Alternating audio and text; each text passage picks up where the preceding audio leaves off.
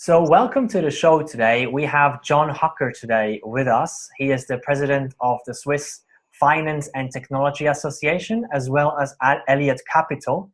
So, I'm really excited to have you here and share your personal story, and then also dive into, I think, one of your favorite topics, which is obviously fintech. So, tell us a little bit about you.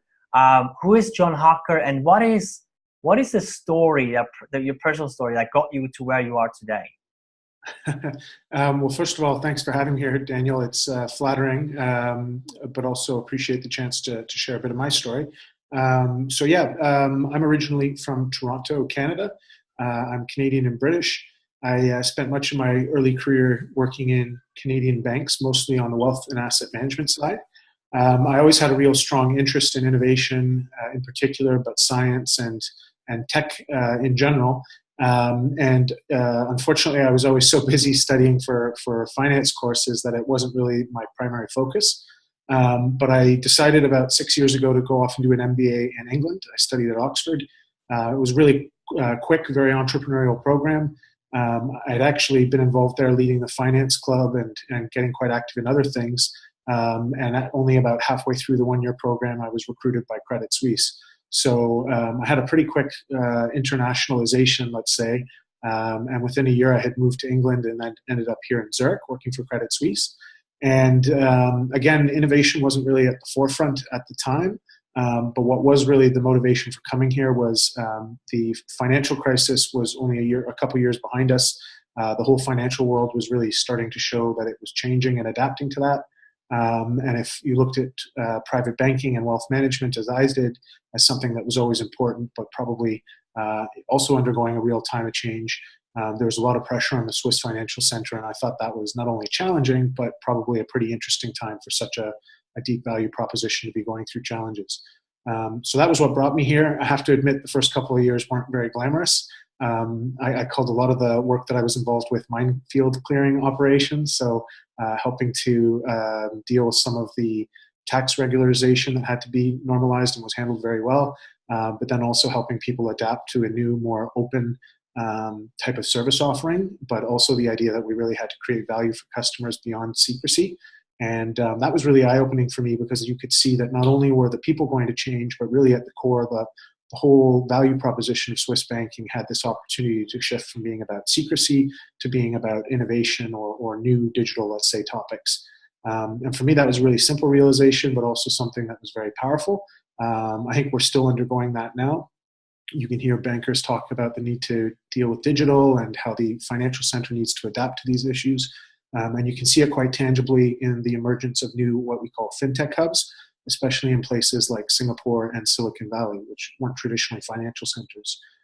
So what really makes me passionate about all this and what anchored me into the whole story, where I'll pivot to fintech in a minute, was that idea that finance and innovation could really be the future of what Switzerland was about. And that really just immediately resonated with me. So anyway, that was the background story. I was still working at Credit Suisse at the time, pushing some things internally that we could build new innovation capabilities. We should start getting involved with what you would now call venturing or the fintech community.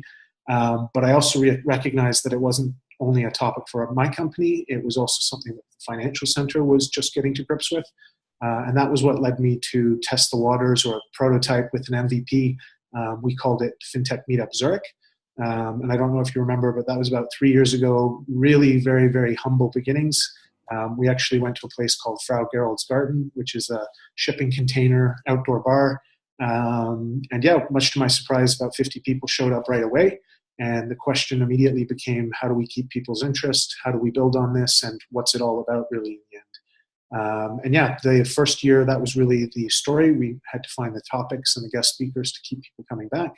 And through that, we really recognized we've got something here and it needs to be given proper attention. So just about 2 years ago, we formed what we now call the Swiss Finance and Technology Association, brought together a board of really great people who are still largely with us today. An investor, well, two investors, an angel and a VC, somebody from the financial world, the CEO of CFA Switzerland, partner at a consulting firm, somebody from the entrepreneurial side, the corporate side. So you can already tell a bit of the ethos that went behind the organization. It was about representing the overall ecosystem, not just startups or investors or one side, but really the overall activity and how that was going to happen. And going on that sort of initial philosophy for a long time, we've only had people as members. And the reason for that was we wanted to focus on the early adopters and those who were actually the ones doing things in the community. And we really felt that strongly if we could get them engaged, it wouldn't be a large step to get the companies that they were involved with or the people that were following their example to get on board as well. A big step in that direction was building our website. We call it our platform. And that really enabled us to do things like ticket for events or have a members community and a directory. But when you put those two things together, as we have in really the last year, you have this great audience of people who are connected to the topic, and you suddenly have these capabilities enabled on our platform. And just this summer, we've now opened that up as a service offering to companies of different types. So whether you're a startup, an investor, a corporate, or some of our network partners and nonprofits, we now have packages that use our platform and our audience to deliver value for them. We think that'll really be a big deal in the coming months. So anyway, I'm kind of rambling on. I think that gives you a lot of the background story and a big intro into fintech. So I'll leave it there. No, absolutely. I love that. Thank you for diving right into it. I love when people do that. A couple of questions, along the way that came up in my mind. One of them is, like, finance is not known to be the most innovative industry in the world. And also, I think a lot of people in finance are also not known to be the innovation centers themselves. When we talk about bankers and banking, maybe specifically, just curious, you come also from a finance background. What inspired you to not go down that, route and just go on with what's already happening, but take an active role in really, changing things dramatically in that banking environment towards a lot more innovation? So I think you make two great points there. The first one about whether or not bankers are at the cutting edge of innovation, I think is a very valid question. You can see it both ways. I think what I would probably admit is bankers are very innovative when it comes to things that have been proven. They're usually quite successful. They have the opportunity to invest in things when they've been proven. And so what I think you'll tend to see is, not to call it arrogance or hubris, but banks use that competitive advantage and they tend to be early followers, let's say. So once something's been proven, they'll be right on top of it and exploit it to its fullest. I think to be a bit more positive about them, they're also extremely market-driven. And frankly, finance in general, I talk about as being innovation itself. The whole idea that you can create something like money as a tool and an innovation. To use a bit of a bad example that people thought about pre-crisis or during the crisis, there was innovation around securitization and the structuring around financial products, which is something actually also that Switzerland's had a strong history in creating value from. And post-crisis, I think what you see again is the innovation. People might argue it's technology, but there's a lot of financial innovation in the way that blockchain works and the things that it seeks to achieve. So I would argue that actually finance itself is innovation, and that's why this whole topic of fintech works so well, because when you put finance and technology together, as we do with fintech, it can really apply well to healthcare, to transport, to retail, to a variety of different industries. I love that. That's such a brilliant point, because I think most people, especially like me as well, we don't even think about stuff like that. That money itself is actually pretty innovative. So blockchain reminds people of that, and I think that's why it's been so exciting for everybody. Absolutely. Now, once again, about I'm just really curious about that.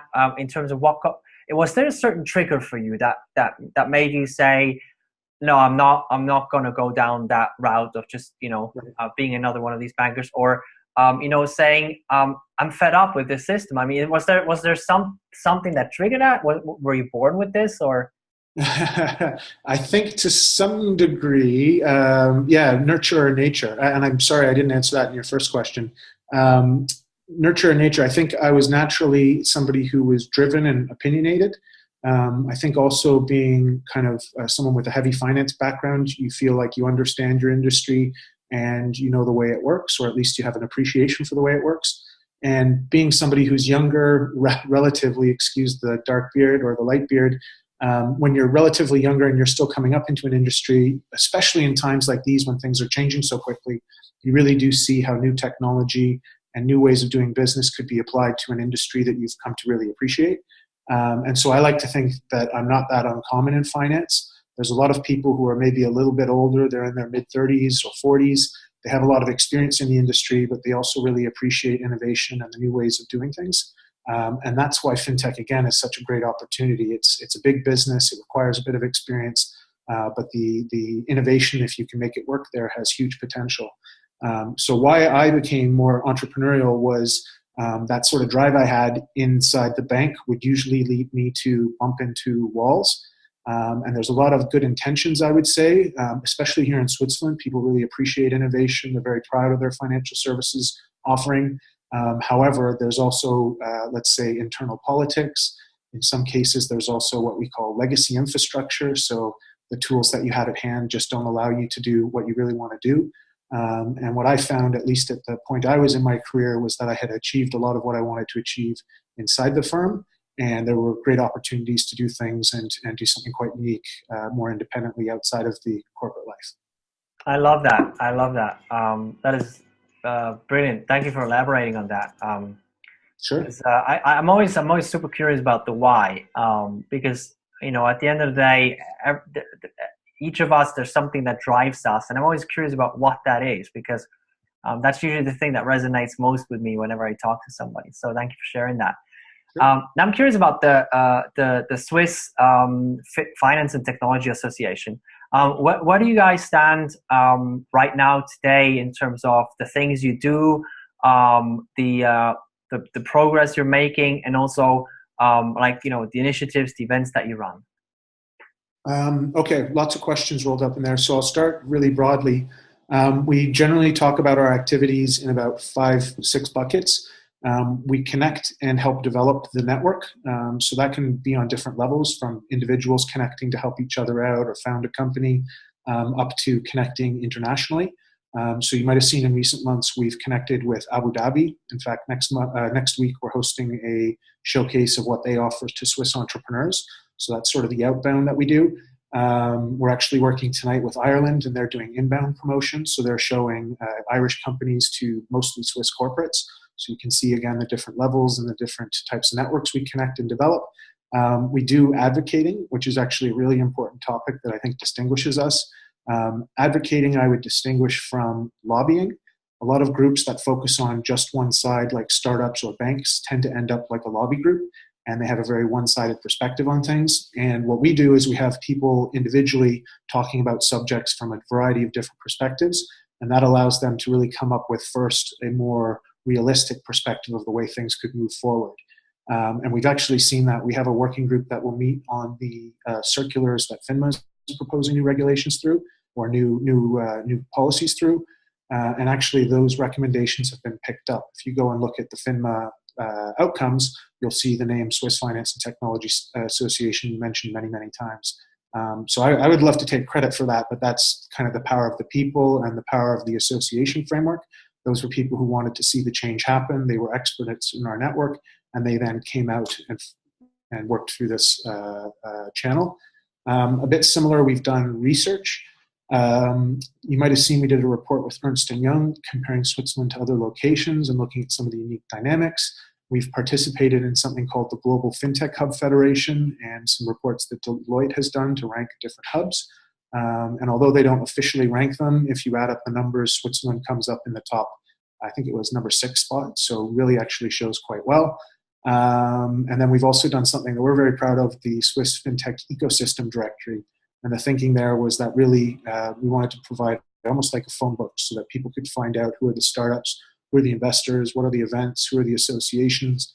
And that's been a big hit. It was actually viewed on SlideShare over 20,000 times. So a nice little result for a project that was done on a weekend on a Google Slides presentation.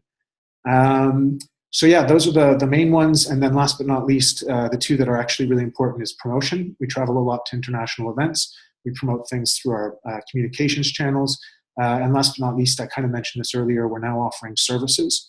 And what that essentially does is leverages these capabilities we've built up and says, look, if you're trying to find somebody to work for your company or get exposure for your event or market your company, we have a great platform and an audience that you can do that through now.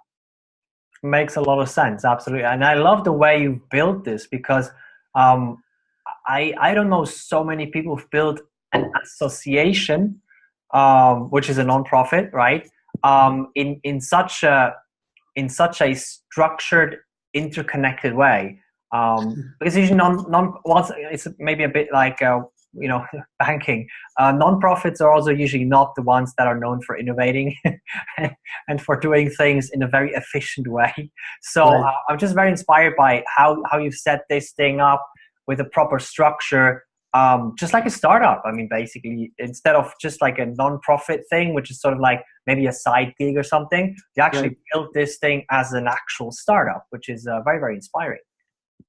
Yeah, there were a few reasons for that. I think one, first of all, we have to mention how great Switzerland is as a jurisdiction and the flexibility of associations here. The Verein model is actually really very powerful.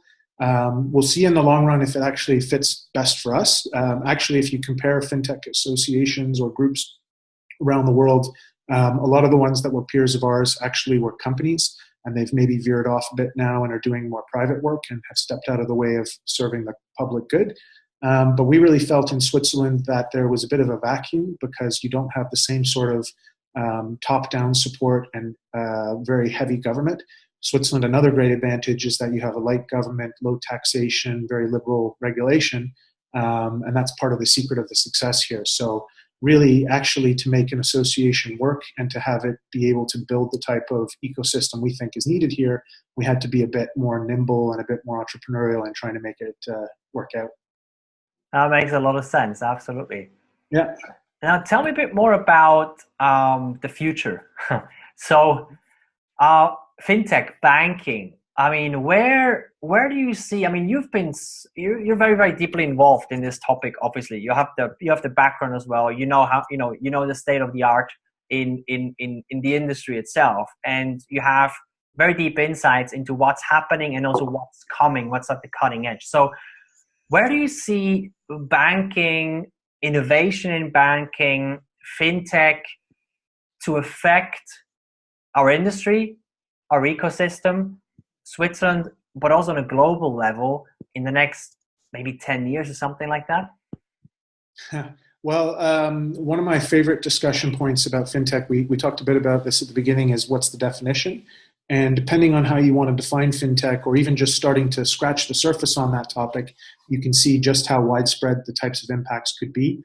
And a few of those topics, like something like blockchain and distributed ledger, people really see the potential to have the whole system completely reinvented. There's a famous quote from Mark Andreessen, the founder of Netscape, the browser famously company of the dot-com bubble. He's one of the top venture capitalists now in Silicon Valley, and he described exactly that. He said banking is the type of industry where we're planning to reinvent the entire thing. So depending on where you sit on the spectrum of things, you could take different views on that. I'm really quite positive about the change that fintech and all these themes offers for Switzerland. I think the real key is that we see this as an opportunity. I think a lot of people were trapped in the idea that change was this huge threat for Switzerland. And I think what I've always seen, we're actually hosting an event, our Swiss FinTech Pitch at the Landesmuseum next month. And the reason we picked that location is because it perfectly embodied this ability to match tradition with innovation. And the building is actually exactly that, very traditional Swiss with this very innovative concrete building. And in all kinds of different examples, whether it's watchmaking or frankly, we hope banking, we really believe that Switzerland can do a great job of that. So yeah, that's why. I love that. Thank you for sharing that. Now, I'm I'm I'm also curious about the value system when it comes to banking, but also Switzerland in general. So traditionally, Switzerland has been driven by this safety environment, by this conformity, and banking is probably the perfect copy in business for that culture. And it's been established based on that culture. Now, I'm really, really curious about that in terms of your perspective. Obviously, as things change on a more broad level when it comes to entrepreneurship innovation, when there's no safety net, you go out and you innovate and you risk, and there's no more conformity. every new thing is unique. And I'm just like curious to hear your perspective about that. How do you think this is going to affect banking? Because it's built on such a strong cultural foundation that has been ingrained into this industry for years and decades and decades. Yeah, it's great to hear somebody else acknowledge that, because that's really what I knew about, but I didn't appreciate until I started working here. You really recognize that it has been a successful industry for generations, and that a large part of its success has been not rocking the boat. It's about maintaining traditions and reinforcing them. And that's a really difficult kind of culture or atmosphere to fight against, in the microcosm of banking, but also in the broad culture of Switzerland. I think that's being challenged in general these days because of the way that technology has impacted our lives. So it's not entirely a surprise that it's trickled down and changed something that's so Swiss like the banking industry. I was sort of biased by my training as a portfolio manager and as a CFA. And when I look at a lot of things, I think of them like portfolios. And when I used to talk at Credit Suisse about how we should be maybe changing things, a lot of times I would use analogies from, say, a barbell portfolio. And what I really believe, whether you apply it to a company or yourself or to a culture, is that you sure have a very dominant core to your portfolio, but you also want to have, let's say, a little sweetener or a little spice added to the main dish. And that's where these pockets of innovation, banks engaging in fintech, or maybe to talk into your broader audience, that's why things like entrepreneurship are really important for a country like Switzerland. And I remember years ago hearing some of the debates around youth in Switzerland and finding space for young people to be part of society. And I think that's a topic that Switzerland, because it is so successful and because it is so organized, sometimes struggles with. But I think if we can figure out the right balance to mix tradition and innovation, stability with creativity, I think Switzerland's got just phenomenal power behind all that. Absolutely agree, especially also with the generations that are now coming and changing things pretty much organically. And next question is really about that. Do you think, it will be a natural organic transition in the next 20, 30 years where sort of the old guard is naturally falling apart, and then there's this new generation, moving up into the leadership ranks and creating new companies? Or do you see the shift already happening, even though it's very much ingrained into the culture and into who people are, very much in the C-level and in the management teams of the banks? Where do you see? Do you think it's going to need that new generation and it's going to take 30 years, or do you see it much, much more quickly happening? So specifically when it comes to banks, I don't think it's happening quickly enough. I think, frankly, if you look around honestly, it's very rare that you have younger people, say a tech genius. That's the typical case you'd maybe look for in a serious position. There's probably a few exceptions to that. One of the folks who's really influential in the fintech scene, Mark Berniger, has recently taken a board position at Falcon Private Bank. And I think that's probably one of these rare, really noteworthy cases that was an exception to that type of a norm. But if you look at the average age of leadership in a bank like UBS or Credit Suisse, I think things are pretty stable and mature and what people would expect to find. I think in general, the whole question of how and when do we rejuvenate the kind of base of the industry leadership, I think that's really being challenged right now because, frankly, the pace of innovation and the acceleration that we see throughout all of this is really pushing that forward. And you see that perfectly with a case like Mark Zuckerberg or others.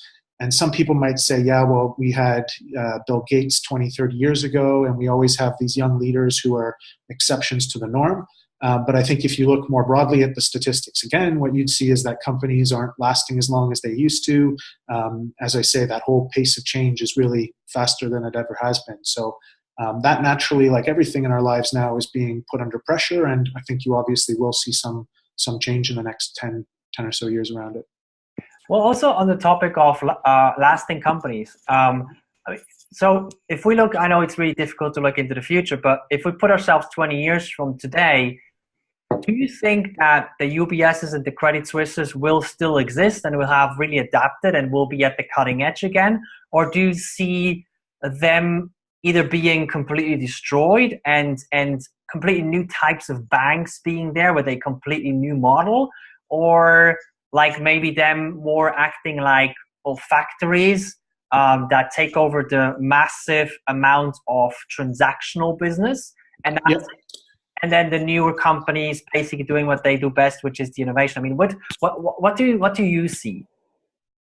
I like this question a lot because I've been on both sides of it in a sense. What I see is it's a pretty fair race, depending on your time perspective. I think in the short term, companies that are young and nimble really do have a big advantage because they can test things, they can get capital, they can build and scale and reach customers faster than you ever could before. So the barriers to entry that banks might claim, I think, are becoming more and more debatable. I think that's just the way it is. Banks, on the other hand, and other big companies have tended to struggle to figure out really how to get those things done. They have a head start. They can see the finish line ahead, but somehow their feet don't translate into motion and get them there first. That's what I really experienced in the past in my career was you can put good ideas on the table. You can have a lot of people inside an organization that want to see things happen. And yet, because of the nature of being in a mature, established business, it's just really hard to adapt. And that's somewhat organic, right? When things become big and they can't sustain themselves in the ways that they once did when they were young and nimble, they tend to die out and be replaced. So I think it's a pretty interesting match between those two over the long term. What I would say is, especially here in Switzerland, I'm increasingly a believer that there's a lot of cards stacked in the favor of corporates to make that successful.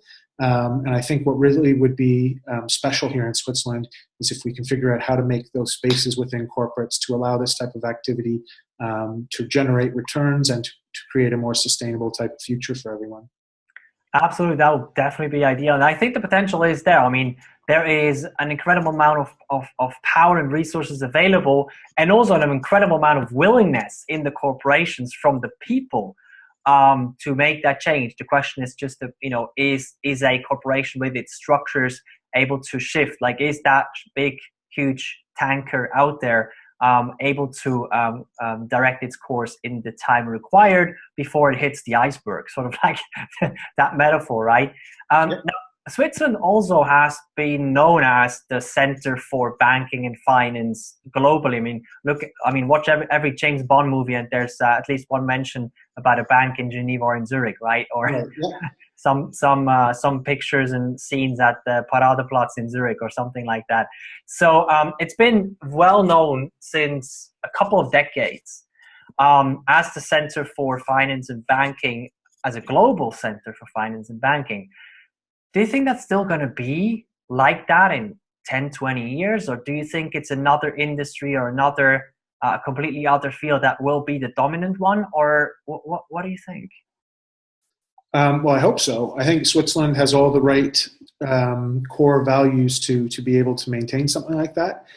However, there are real challenges. I mentioned before these new fintech hubs, so places like Silicon Valley and these new digital platforms that are right now maybe not doing the same type of business as UBS or a Pictet or something like that, but they're actually gathering assets and becoming more and more of a presence. Those are real threats.